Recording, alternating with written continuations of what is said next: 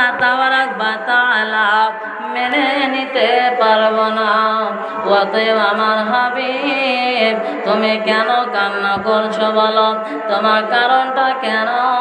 তুমি যে কান্না করেছো এটা আমার হৃদয় আঘাত লেগেছে। অতএব বলো তুমি কেন কান্না করছো?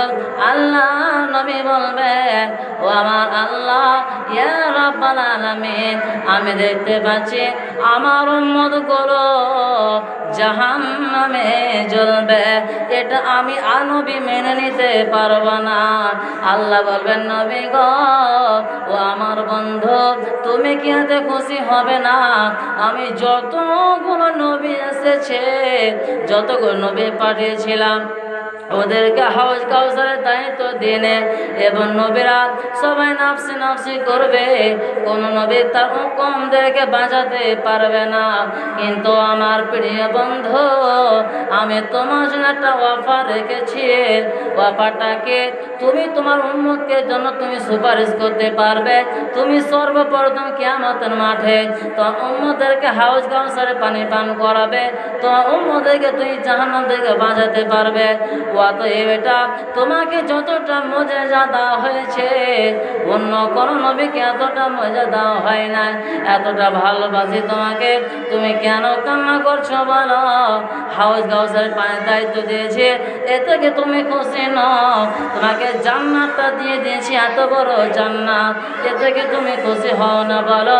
আল্লাহ নবী দুই চোখ দিয়ে ঝরঝর ঝরঝর করে পানি পড়ছে আর বলছে, মাবুদ, আমি অতক্ষণ পর্যন্ত জান্নাতে যাব না, অতক্ষণ পর্যন্ত আমি জান্নাত যাব না। জান্নাতে দরকার নাই, আমার জান্নাতে কোনো প্রয়োজন নাই। কতক্ষণ পর্যন্ত?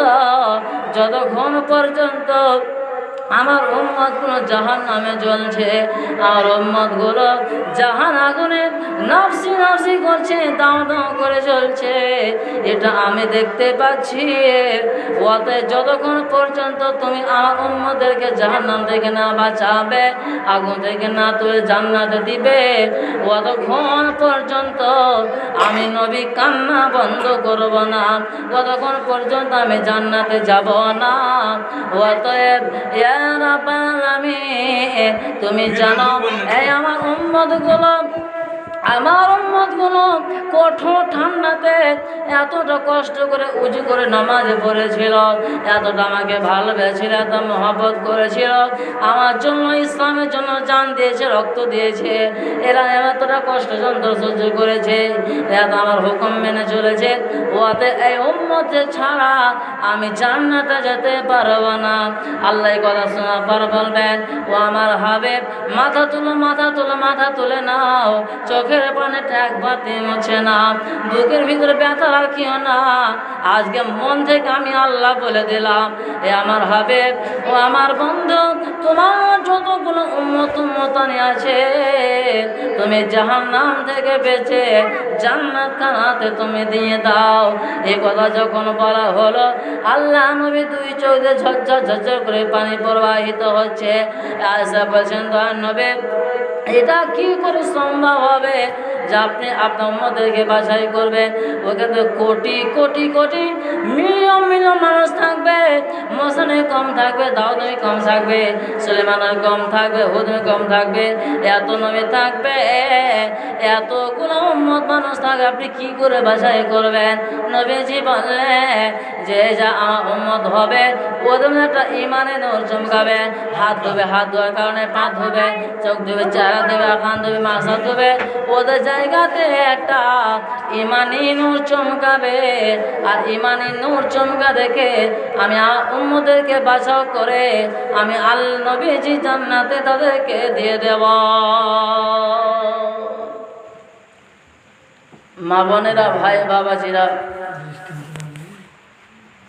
তো যাই হোক, দেখুন, আমরা যদি নবীর উম্মত হতে না পারি, অর্থাৎ নবীর আইন মতো আমরা কাজ না করি, আল্লাহ যেটা আদেশ করেছেন, নবী যেটা আদেশ করেছেন, ওই মত আমরা আমল যদি না করতে পারি, তাহলে আমরা নবীর উম্মত হতে পারবো না। আর নবীর উম্মত যদি না হতে পারেন তাহলে আপনি জান্নাতে যেতে পারবেন? আপনার জন্য সুপারিশ করবে কে? আপনার কে বাঁচাবে? যত নবী নাফসি নাফসি নাফসি নাফসি করবে, কিন্তু আমাদের শেষ নবী মুহাম্মদ সাল্লাল্লাহু ইয়া উম্মতি বলে চিৎকার করবে। উম্মতের জন্য প্রাণ দিবে, জান দিবে, আমি জান্নাতে যাব না। সেই নবীকে আমরা চিনতে পারলাম না। মক্কার লোকেরা কাফের বেরা চিনতে পারলাম না সেই নবীকে। বনের পশু চিনল যারে, বনের পশু চিনল যারে, চিনলি না হাই মানুষ হয়ে। বনের পশু চিনল যারে, চিনলি না তোরা মানুষ হয়ে। অতএব বন্ধুরে, এই বনের পশুরা পাখিরা নবীজিকে ভালোবাসত, নবীজিও তাদেরকে ভালোবাসতেন। অতএব নবীজি তাকে ভালোবাসতেন।